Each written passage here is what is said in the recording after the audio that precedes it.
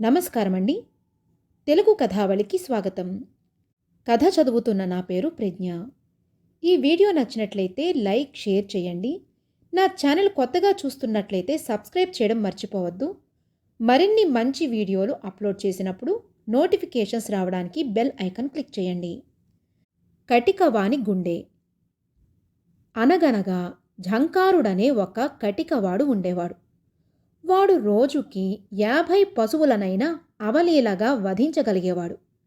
ఝంకారుడికి ఇది తరతరాలా వస్తున్న కులవృత్తి కావడం చేత దయ, దాక్షిణ్యం, కనికరము, అంతఃకరణ అనేవి వానికి ఏ కోశాన లేకపోయాయి. ఇన్ని జీవాలు తీసిన ఝంకారునికి లేక లేక ఒక్క కూతురు పుట్టింది. ఆ పిల్ల దేవీ కటాక్షం వల్ల పుట్టడం చేత అంబ అని పేరు పెట్టుకుని అల్లారు ముద్దుగా పెంచుకుంటున్నారు. అంబ పుట్టిన క్షణం నుంచి ప్రేమ అంటే ఏమిటో, అభిమానం అనేది ఎలా ఉంటుందో ఆ కటికవాడికి తెలిసి వచ్చింది. అంబ పెరిగి పెద్దదయ్యింది. ఆమె అందవతి, అంతకు మించిన గుణవతి కూడా. పైగా జాలి గుండె కలది. ఆమెను చూసి ప్రజలు, ఆహా, ఝంకారుని అదృష్టం ఏమి అదృష్టం అని సంతోషించేవారు. ఆమె ఎన్నడూ మాంసం నోట బెట్టకపోవడం చూసి లోకులు మరీ అబ్బురపడేవాళ్ళు. ఒకరోజు ఝంకారుడు అంగడిలో ఉండే సమయంలో ముద్దులు మూటకట్టే ఒక ఆవు దూడను ఎవరో ఇంటికి తీసుకువచ్చి అమ్మ చూపారు. దానిని చూసి చూడడంతోనే అంబ దాని యజమానికి కోరిన ధనమిచ్చి కొనుక్కున్నది. సాయంకాలం ఝంకారుడు ఇంటికి వచ్చేసరికి అంబ ఆవు దూడతో ఆడుకోవడం చూసి ఆశ్చర్యపడ్డాడు. ఆమె ఏం చేసినా అతనేమీ అనడు. కనుక ఇలా ఆమె ఆడుతున్నందుకు కూడా ఏమీ అనలేదు. కానీ అతను అడగకుండానే ఆడుకుంటూ ఉన్న అంబ తండ్రిని చూసినదే తడవుగా అతన్ని చుట్టేసుకుని, నాయనా, ఎంత ముచ్చటగా ఉన్నదో చూడు ఈ ముద్దుల తువ్వాయి, దాని మూపురం చూడు, గంగడోలు చూడు, దాని అమాయకపు చూపులు చూడు అనేటంతలో దూడ వచ్చి అంబ ఒళ్ళు నాకజొచ్చింది. ఆమె గబుక్కున, నా చిన్నారి గున్నా, ఎంత ప్రేమే నీకు, ఎంత అభిమానమే, నువ్వెవరివో నేనెవరినో, మనకు గల సంబంధమేమిటి, నీకు నోరు పెట్టలేదు కదా ఆ మాయదారి దేవుడు, అయినా నువ్వు చెప్పిన మాట నాకు తెలిసిందిలే, నన్ను ఎందుకు నాకుతున్నావో అర్థమైందిలే అంటూ దాని మెడ గట్టిగా చుట్టేసుకుని ముద్దులాడింది. అంబ మాటలు, చేష్టలు, దూడతో పలికే పలుకులు ఝంకారుడికి వింతగొలిపాయి. దూడతో ఆడుతున్న అంబ మళ్ళీ తండ్రిని చుట్టేసుకుని, నాన్నా, నా తువ్వాయి చూడు, నన్ను పేరు పెట్టి అంబా అని పిలుస్తున్నది, నువ్వు చెప్పావా? అవునుగాని నేనొక మాట అంటాను, నీకు కోపం వస్తుందేమో అన్నది. కోపమెందుకు తల్లి, ఎప్పటికీ రాదు అంటూ ఆమెను దగ్గరకు తీసుకున్నాడు. మరైతే విను, మిసమిసలాడే పశువులను, నవనవలాడే లేగలను విసుగు విరామము లేకుండా చంపి చంపి నీ చేతులు మైలపడిపోయాయి. ఆ పాపపు చేతులతో నా తువ్వాయిని మటుకు నువ్వు తాకవద్దు, తెలిసిందా? తాకనని ఒట్టేసుకో అంటూ తండ్రి చెయ్యి తన చేతిలో వేసుకుంది. ఆ మాట వినగానే ఝంకారుని హృదయంలో కలవరం మొదలైంది. ఒకనాటి అర్ధరాత్రి అందరూ గాఢంగా నిద్రిస్తూ ఉన్న సమయంలో ఎవరో తలుపు తట్టారు. 2-3 సార్లు అలా తట్టేసరికి ఝంకారుడు లేచి తలుపు తీశాడు. చూడగా అతను గ్రామాధికారి. గ్రామాధికారి అంటే ఊరందరకు హడలే. అందుచేత ఆయన ఈ అపరాత్రి వేళ స్వయంగా రావడం చూడగా ఝంకారుడికి కంగారు పుట్టింది. చూడు ఝంకారా, తలవని తలంపుగా ఇప్పుడు నాకు ప్రాణ స్నేహితులు వచ్చి ఉన్నారు. నీ వద్ద గల ప్రశస్తమైన మాంసం ఎంత ఉంటే అంత ఇదిగో మా నౌకరు చేతికివ్వు. ముఖ్యమైన విషయం కనుక నేనే వచ్చాను అన్నాడు. ఝంకారునికి పచ్చి వెలక్కాయ గొంతున పడింది. ఆ రోజున అదేమో కాని కొట్టిన మాంసమంతా ఒక్క తునక కూడా మిగలకుండా విక్రయమైపోయింది. ఎన్నడూ తన గుమ్మం తొక్కి ఎరుగని అధికారికి ఏం జవాబు చెప్పుకోవడం? బాబయ్య, నేనే పట్టుకువచ్చి దాఖలు చేసుకుంటాను, తమరు పదండి అన్నాడు ఝంకారుడు. కాదు కాదు, నేనిక్కడే ఉంటాను. స్వయంగా తీసుకువెళ్ళాలి. వెంటనే ఏర్పాటు చెయ్యి అంటూ అధికారి అక్కడనే భీష్మించుకుని కూర్చున్నాడు. గత్యంతరం లేక ఝంకారుడు అంబ పెంచే లేగను విప్పి కమేలాకు ఈడ్చుకుపోబోయాడు. లేగ అంబా అంబా అని జాలిగా రెండుసార్లు అరిచింది. నిద్రిస్తున్న అంబ ఉలిక్కిపడి లేచింది. తువ్వాయి కోసం చూసింది. కనబడకపోయేసరికి ఒక్క అంగలో అడ్డుదారిని పరిగెత్తి కమేలా చేరుకుంది. తన మెడను కత్తుల మధ్య తూర్చింది. ఇంతలో లేగదూడ నీడ్చుకుంటూ ఝంకారుడు గబగబా వచ్చేశాడు. కత్తి ఎత్తబోయాడు. తన చిన్నారి అంబ అక్కడ కంటపడగానే కెవ్వుమని ఒక పెద్ద కేక వేసి చాపకట్టుగా పడ్డాడు. కొంతసేపటికి స్మృతి వచ్చి ఝంకారుడు లేచాడు. తన ముద్దుల కూతురును కరకు కత్తుల నుండి తప్పించబోయాడు. కాని ఆ బాలిక ఎంతకు యువతలికి రాలేదు. ముందు నన్ను చంపు, తరువాత నా తువ్వాయిని చంపుదువుగాని. నువ్వు నాకు ద్రోహం చేశావు నాన్నా. ద్రోహం చేయడం జీవహింస కంటే కూడా ఎక్కువైన మహాపాపం. ముందు నన్ను చంపు, తరువాత నా తువ్వాయిని చంపు అన్నది. ఝంకారుడు నిజమే అంబా, నిజమే, నువ్వు చెప్పినదంతా నిజమే అంటూ మళ్లీ పడిపోయాడు. ఎంతసేపటికి ఝంకారుడు రాకపోయేసరికి అక్కడ గ్రామాధికారి కారాలు మిరియాలు నూరుతూ కమేలాకు వచ్చేశాడు. వచ్చి చూడగా అతనికేమీ అర్థం కాలేదు. ఝంకారుడు తేరుకున్న తరువాత సంగతి సందర్భాలన్నీ వెల్లడైనాయి. లేగదూడ అంబా అని అరిచింది. అంబ లేచి వచ్చి దాని మెడ చుట్టేసుకుంది. ఝంకారుడు అంబను లేగను కూడా చెరదీసుకున్నాడు. బాబయ్య, నేను నా వృత్తి మానివేశాను, క్షమించండి అంటూ అధికారికి రెండు చేతులా నమస్కరించాడు. ప్రాణాలకు వెరవకుండా అంబ చేసిన త్యాగం చూసి ఆమె వాక్కులు వినేసరికల్లా అధికారికి కూడా మనస్సు మారిపోయింది. ఝంకారా, నీవు నీ వృత్తి మానేస్తే నేను ఈనాటి నుంచి మాంసాహారం మానేస్తున్నాను. నేనే కాదు, నా మిత్రుల చేత మాన్పించేస్తాను. అంతేకాదు, ఈ క్షణం నుంచి పశురక్షణకు పూనుకుంటానని అంబ సాక్షిగా ప్రమాణం చేస్తున్నాను అని చెప్పి ఒక విధమైన కొత్త ఆనందంతో ఇంటికి మరలిపోయాడు. కథ సమాప్తం. చాదస్తాల యశోదమ్మ. రామయ్య గోపయ్యలిద్దరూ అన్నదమ్ములు. వారి చిన్నతనంలోనే తండ్రి పోయాడు. తల్లి యశోదే వాళ్లను పెంచసాగింది. ఆమెకు చాదస్తాలు మూఢనమ్మకాలు ఎక్కువ. బడియీడు వచ్చిన రామయ్య గోపయ్యలను ఆమె బడికి పంపలేదు. బడికి పోతే పిల్లలు చచ్చిపోతారని ఆమెకు భయం. ఆమెకు రామయ్య గోపయ్యల కన్నా ముందుగా ఒక కొడుకుండేవాడట. వాడు బడికి వెళ్ళాకే చనిపోయాడట. నిజానికి ఆ అబ్బాయి జబ్బు వచ్చి చనిపోయాడు. కానీ యశోదమ్మ పిల్లాడికి చదువొచ్చాక చనిపోయాడని నమ్మింది. అందువల్లే ఆమె రామయ్య గోపయ్యలను బడికి పంపలేదు. రామయ్య గోపయ్యలు పెద్దవాళ్ళయ్యారు. కూలీ నాలీ చేసి సంపాదించిన డబ్బులు తల్లి చేతిలో పెట్టేవారు. యశోదమ్మ ఆ డబ్బుతో రకరకాల పూజలు చేసేది. రకరకాల మొక్కులు దేవతలకు మొక్కేది. సోది చెప్పేవాళ్లను ఇంటికి రప్పించి వాళ్లను దానాలతో తృప్తిపరిచేది. ఎందుకమ్మా డబ్బునలా ఖర్చు పెడుతున్నావని ఎవరైనా అడిగితే కొడుకులకు మంచి రోజులు రావడం కోసమే అని చెప్పేది. కొడుకులిద్దరికీ పెళ్ళీడు వచ్చింది. దూరపు బంధువుల పిల్లలతో పెళ్ళిళ్ళు చేసింది. ఇద్దరు కోడళ్ల రాకతో ఆమెకు బోలెడు విశ్రాంతి లభించింది. పని పాట లేని ఆమె పూజలతోనే సంతృప్తి పడక ఇంటికి బాబాలను సాధువులను పిలవడం ఆరంభించింది. ఖర్చులు పెరగడంతో ఆమె అప్పులు చేయడం ప్రారంభించింది. ఆమె చేసిన అప్పులు తీర్చడానికి కొడుకులిద్దరూ సతమతమవసాగారు. పెద్ద కోడలు కమలకు అత్త చేసిన పనులు నచ్చలేదు. అత్త బుద్ధిని మార్చడానికి ఆమె ప్రయత్నించింది. కోడలి ఆలోచన పసిగట్టిన యశోదమ్మ, మీ మంచి రోజుల కోసం నేను పూజలు నాజలు చేస్తుంటే నీవు తప్పు పడతావా?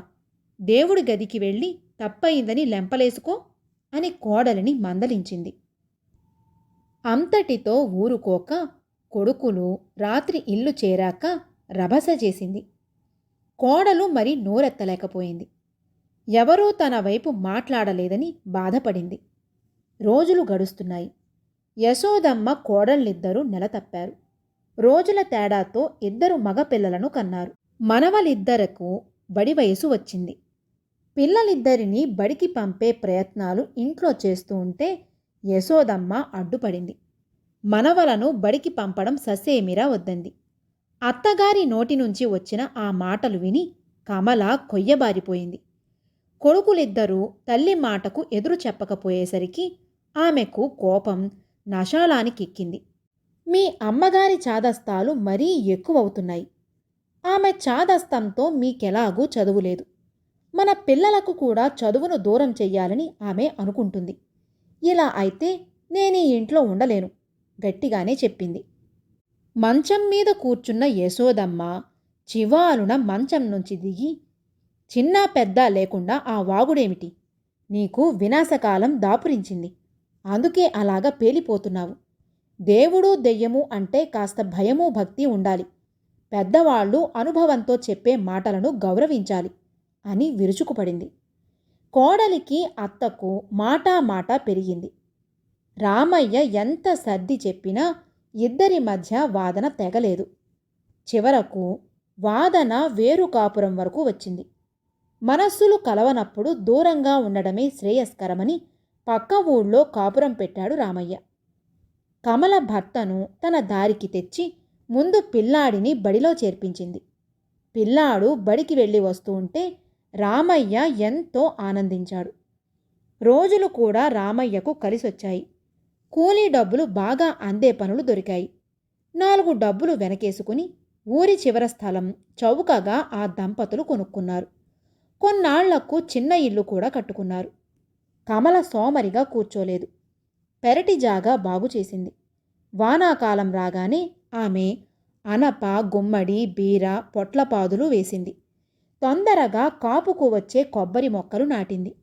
యశోదమ్మకు వాళ్ల ద్వారా వీళ్ల ద్వారా రామయ్య కుటుంబ విషయాలు తెలిసాయి. ఆమెకు ఒళ్ళు మండింది. కోడలి వల్లనే కొడుకు మారిపోయాడని కోడలికి శాపనార్థాలు పెట్టింది. బడికి వెళ్లడం వల్ల మనవడు చచ్చిపోతాడని రాగాలు పెట్టింది. రామయ్యను తనను కలవమని కబురు పంపించింది. అతడు వచ్చాక మన కుటుంబానికి అచ్చిరానివన్నీ నీ పెళ్ళాం చేస్తుంది. నీవు నష్టపోతావు. నీ ప్రాణం నీ కొడుకు ప్రాణం హరీమంటాయి అని హెచ్చరించింది. రామయ్య మనసులో నవ్వుకున్నాడు. తల్లితో నెమ్మదిగా, అచ్చిరాదంటూ పనికొచ్చే ఏ పని చేయనివ్వకుంటున్నావు. పూర్వకాలంలాగా ఈ కాలం కాదు. చదువు తప్పనిసరి, సంపాదన తప్పనిసరి. ఆ రోజుల్లో నీవు పెరట్లో మొక్కలు నాటడం, ఆ సమయంలోనే నాన్న చనిపోవడం కాకతాళీయంగా జరిగిన సంఘటనలు. చిన్నతనం కదా, మంచి చెడ్డలు మాకంతగా అప్పుడు తెలియలేదు. పెద్దయ్యాక ఊళ్ళో వాళ్ళు అనుకుంటే నాన్న ఒక తాగుబోతని, విసుగు విరామం లేకుండా తాగి గుండె ఆగి చనిపోయాడని విన్నాం. సారాయి తాగడం వల్లనే నాన్న చనిపోయాడు. కానీ పెరట్లో పాదులు మొక్కలు వేయడం వల్ల కాదని నేను కమల నమ్ముతున్నాం. అందువల్లే మేము తెగించి బాగుపడటానికి కొత్త దారులు వెతుకుతున్నాం అని అన్నాడు. కొడుకు మాటలు విని యశోదమ్మ తోక తొక్కిన పామయ్యింది. కొడుకును నానా తిట్లు తిట్టి కనిపించకపో అని అంది. తమ్ముడు మరదలు అక్కడే ఉన్నారు కానీ వారు జోక్యం చేసుకోలేదు. రామయ్య మనస్సు బాధపడింది. అక్కడ మరి ఒక్క క్షణం ఉండకుండా ఇంటి దారి పట్టాడు. కాలం గడుస్తోంది. 5 సంవత్సరాలు గడిచాయి. రామయ్య దంపతులు పూర్తిగా పేదరికానికి దూరమయ్యారు. పెరటిలో వేసిన కొబ్బరి చెట్లు అందుకొచ్చాయి. కాయగూరల పంట దిగుబడి అధికమయ్యింది. రోజూ కమల కొబ్బరికాయలు, కాయగూరల అమ్మకం వల్ల రాబడి పెరిగింది. తిండికి బట్టకి వాళ్లకు కరువు లేకపోయింది. పిల్లాడు మంచి బడిలో చదువుకోసాగాడు. రామయ్య తమ్ముడు గోపయ్య పరిస్థితి సొంత ఊర్లో దీనంగా మారిపోయింది. తల్లి చాదస్తాలకు, మూఢనమ్మకాలకు అతడి కుటుంబం బలయ్యింది. చదువు సాము లేక అతడి కొడుకు జులాయి అయ్యాడు. గోపయ్య తెచ్చుకుంటున్న రోజూ కూలి కుటుంబానికి సరిపోయేది కాదు. ఇల్లు గడవడం కష్టమయ్యింది. గోపయ్య ఆలోచనలో పడ్డాడు. అన్నయ్య కన్నా తన బతుకు ఎందుకు వెనకబడిందో గ్రహించాడు. తల్లి మూఢనమ్మకాలు, చాదస్తాలు ఆమె అమాయకత్వం వల్ల ఏర్పడినవేనని తెలుసుకున్నాడు. ఒకరోజు తల్లితో, అమ్మా, అన్నయ్యల బాటలోనే నేను నడుస్తాను. మా జీవితాలను బాగు చేసుకుంటాం. మన ప్రయత్నం ఉంటేనే దేవుడి దీవెన ఉంటుంది. ఏకంగా దేవుని మీదే భారం వేసి కూర్చుంటే ఫలితముండదు. ప్రతిదీ అచ్చిరాదని పాత దారిలోనే పయనిస్తే మనమెప్పుడు జీవితంలో ముందుకు వెళ్ళగలం? నిలదీసినట్టే అడిగాడు. ఆ మాటలు గోపయ్య నోటి నుంచి విని యశోదమ్మ దిగ్భ్రాంతురాలయ్యింది. కాసేపు నోట మాట లేకుండా చేష్టలుడిగిపోయింది. ఏమనుకుందో ఏమో. కొంతసేపయ్యాక, నీ ఇష్టం, మీ కొత్త ఆలోచనలకు నేను అడ్డురాను అంది. గోపయ్య దంపతులు ఆనందించారు. కొన్నాళ్లకు అందరి శ్రమతో ఆ ఇల్లు కూడా సిరి సంపదలకు లోటు లేకుండా అభివృద్ధి చెందింది. కథ సమాప్తం. బూచిబావి. రామాపురంలో ధర్మయ్య అనే రైతు తనకున్న కొబ్బరి తోటలో ఇల్లు కట్టుకుని పొలంలో వరి పండించుకుంటూ జీవిస్తున్నాడు.